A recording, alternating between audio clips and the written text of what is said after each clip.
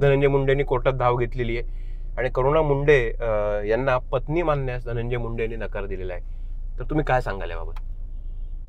जसे की माझ्याकडे सगळे पुरावे आहे आमचे लग्नाचे, जे सगळ्यांनी माहिती आहे, की जे दाखवण्यासाठी मी पण परलीमध्ये पण मी गेली होती आणि ज्यावेळी मी पुरावे दाखवण्यासाठी गेली होती, सगळे माझे लॅपटॉप सगळं आणि माझी गाडीमध्ये रिव्हॉल्वर टाकली गेलेली आहे, सगळ्यांनी बघितलेलं आहे. आणि हायकोर्टामध्ये जसं की त्यांनी सांगितलेलं आहे की मी बायको नाही आहे. हायकोर्टामध्ये त्यांनी स्वतः मानहानीचा पण दावा केला होता माझ्यावरती 2021 मध्ये. त्यावेळे त्यांनी स्वतः लिहून दिलेलं आहे हायकोर्टामध्ये की आम्ही करुणा आणि मी स्वतः 1998 पासून आम्ही सोबत आहोत. पण बायको आहे मी, माझ्याकडे पुरावे आहे.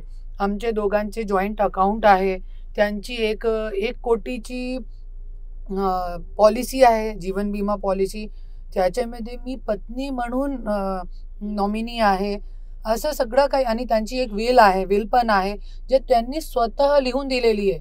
त्याच्यामध्ये स्पष्ट लिहिलेलं आहे करुणा धनंजय मुंडे पहिली पत्नी, राजश्री धनंजय मुंडे दुसरी पत्नी.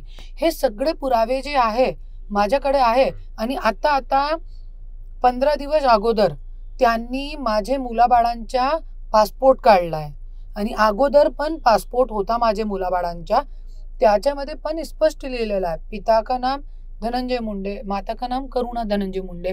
आणि आता 15 दिवस अगोदर त्यांनी नवीन पासपोर्ट काढलेला आहे मुलाबाळांचा. त्याच्यामध्ये सुद्धा मी गेली नाही होती पासपोर्ट ऑफिस, माझे फक्त साईन करून मी पाठवलेले होते, तरी पण त्याच्यामध्ये त्यांनीही माझं नाव करुणा मुंडे लिहिलेलं आहे. तर हे जे सगळं धनंजय मुंडेची खेळी चालू आहे, हे फक्त कोर्टाचा टाइम वेस्ट करण्यासाठी, मला परेशान करण्यासाठी हे सगळं षडयंत्र चालू आहे. आणि लोकांच्या समोर स्वतःची जे आहे काय बोलते ना त्याच्या एक इमेज क्लीन ठेवण्यासाठी, एक फार चांगली इमेज ठेवण्यासाठी हे सगळं काही. आणि तुम्ही बोलताय की बायको नाहीये है ना, पण जरी मी बायको नाही तरी पण तुमची इमेज कुठे चांगली होती ना याच्यामध्ये. एक तुम्ही लिव्ह इन पार्टनरला पण तुम्ही असं सोडू शकत नाही ना. 27 वर्ष तुम्ही कोणी व्यक्तीला सोबत राहून लग्न करून तुम्ही असं 2 मुलाबाळा झाल्यानंतर, आज माझी मुलगी जी आहे 19 वर्षाची लग्नाजवळ आलेली आहे, माझा मुलगा जे आहे 21 वर्षाचा तो लग्नाजवळ आलेला आहे. आज आम्ही कुठे जाणार? आणि 45 वर्षाची वयामध्ये एक महिला कुठे जाणार?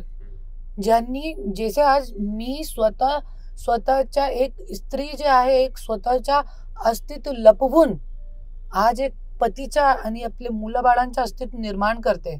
आणि आज मी कोई साधीसुधी महिला नाही आहे. तुम्ही माझ्या कॅरेक्टर, तुम्ही माझ्या पूर्ण जे आहे तुम्ही बघितलेलं आहे, मी साधी नाही आहे.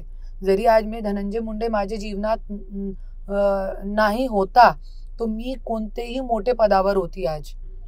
पण मग या सगळ्या गोष्टींमुळे तुमची फॅमिली डिस्टर्ब होते का? किंवा मुलाबाळांची जे आहेत, मुलं शेवटी, त्यांच्यावरती या सगळ्या गोष्टींचा एक वाईट परिणाम किंवा त्यांच्या मानसिकतेवरती याचा परिणाम होतो?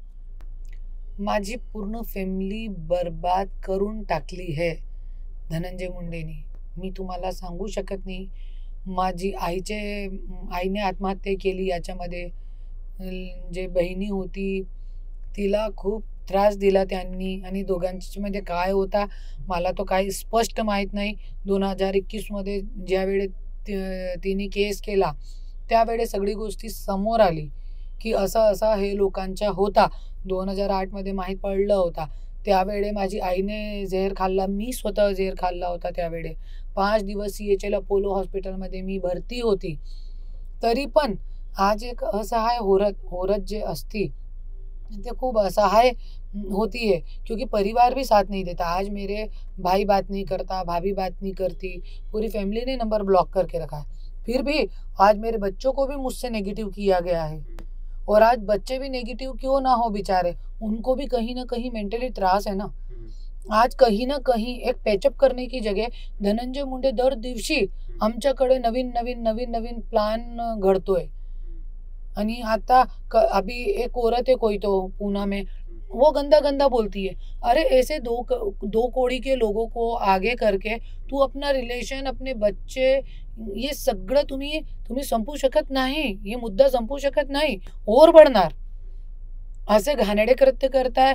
तो मी पण आता जैसे कोर्टाने मला निकाल दिला, 2 लाख रुपये मेंटेनन्स द्या, त्यांना द्यायला पाहिजे होता ना. आणि द्यावं तो लागेल त्यांना.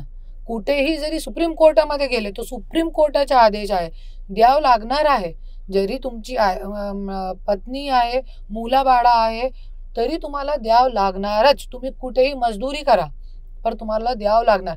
पण त्याच्यासाठी ते वरती कोर्टामध्ये गेले, फक्त माझा टाइम वेस्ट करण्यासाठी. आणि त्यांनी पण स्वतः लॉ केलेला आहे. इतके मोठे मंत्री आहे, सामाजिक न्यायचे मंत्री होते, तरी पण त्यांना इतका डोक्या नाहीये, इतका नॉलेज नाहीये की आपली जे बायको आहे त्यांना द्यावंच लागणार. जरी कुठे सुप्रीम कोर्ट पर्यंत गेले तरी पण द्यावं लागणार. पण फक्त मला परेशान करण्याची सवय झालेली आहे त्यांना.